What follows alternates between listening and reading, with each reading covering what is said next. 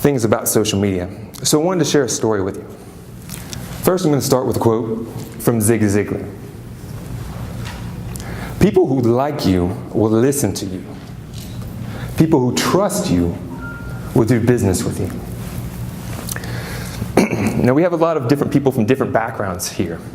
Some people are in high school, some people college, some people are businesses, creators, all different backgrounds. But this, what I'm going to share with you, is universal. It applies to each and every one of you. The story I'm going to share has Dr. Emily. She is a doctor in New York. And about a year ago, she was working really hard, meticulously, on a project, a workshop, a barefoot workshop that she was going to share with the world. And she was going to be known for this new technique in barefoot training. She was excited. She slaved over her computer, and then she put it out on social media. And can you imagine the response she got? Just like that. Crickets. She received crickets. Have you ever been on social media and put a lot of time into something, and then you didn't get the return on investment for your efforts? Anybody ever feel like they've wasted a lot of time on social media?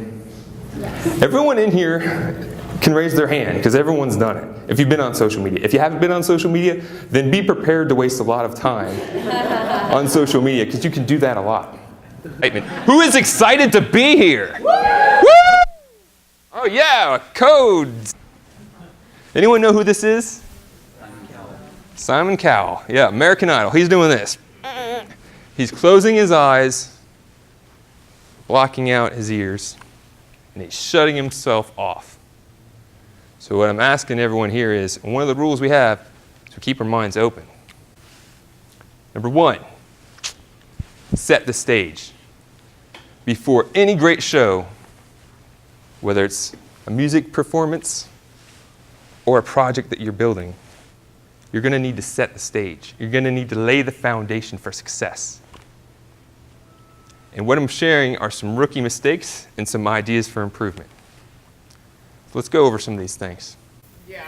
So when you don't set the stage and you don't put the parameters out there of what success is and how you're going to achieve it, then what ends up happening is the client ends up taking control of the project and driving it, and they'll drive you right into a wall to where you want to pull your hair out and you're going to produce this subpar project. So when you clearly say, this is what our goals are. I've built an award-winning team who are experts in their industry, and your role as a client is to follow these particular elements of critiquing, being very clear with that. When you set the stage properly, you have control of the project, you are the expert, and you can enjoy really what you're doing. How can I make that client or make this connection a fan of mine? And I'm going to have a strategy in place to improve those relationships. I want to have a strategy in place to make raving fans. I'm actually going to connect with them. Too many times I've seen people do business with a company, and then as soon as they're done, they signed off, all right, I'm going to the next guy. Where's the next client? And they don't take the time to build the relationship, whatever it is, in making that experience exceptional, memorable, different. Do you think that would make a difference in your business? Anything that you do, it definitely would. But sometimes we get so caught up in being busy that we don't take the time to reflect and work on improving certain areas. Branding, a brand name. Does anyone know where that comes from? Cows. Bam! Did you see that? Telepathic. He knew it was going to be on the next slide. And we have a cow. Back in the day, farmers had different cows. And if they didn't keep track of them in some way, fences would break down, cows would intermingle. That's my cow. No, that's my cow. People would fight. They had the biggest feuds, the Hatfields and the McCoys, all over the place. Awful stuff. Worse than today's politics. And so they needed to come up with a way to separate the cows and distinguish them. So they came up with branding. Notice how he also has tags. Does he not look like he has his ears pierced and a tattoo? Is that not a rockin' cow? So here we have jeans. Jeans. And when you think about jeans, how much does a pair of jeans cost? And feel free to just blurt it out. Jeans can range in their price dramatically. You can find jeans, you can maybe find some for really, really cheap. But typically, an average pair of jeans, maybe $20, maybe $30 on the lower end.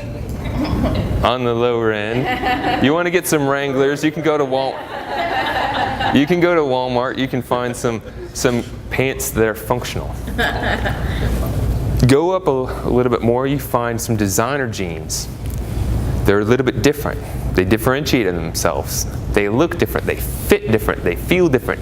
They make you feel different about yourself. So those jeans may cost $100 or more, $200. Go up another step, you have jeans that aren't any better at this point, but they have a brand name on them. There's people that will pay hundreds of dollars, close to $1,000. If you want more out of social media, if you want more results, you should focus on your personal brand. There's influencers right now all around the world making big money, getting a lot of opportunities for their personal brand. Claim your stage. Make it happen. And if you're wondering, how do you do this? Well, as I mentioned before, you could check in with #RocketBold, and you'll get a free personal branding checklist. That's a good step, assessing where you're at. Or you can go to kennyharper.rocks, that's kennyharper.rocks, and get this download. There are statistics showing that people will buy 80% more from a person than from a business. Define who you are, define your message, get more out of it. And that is my time, my takeaway, rock your image.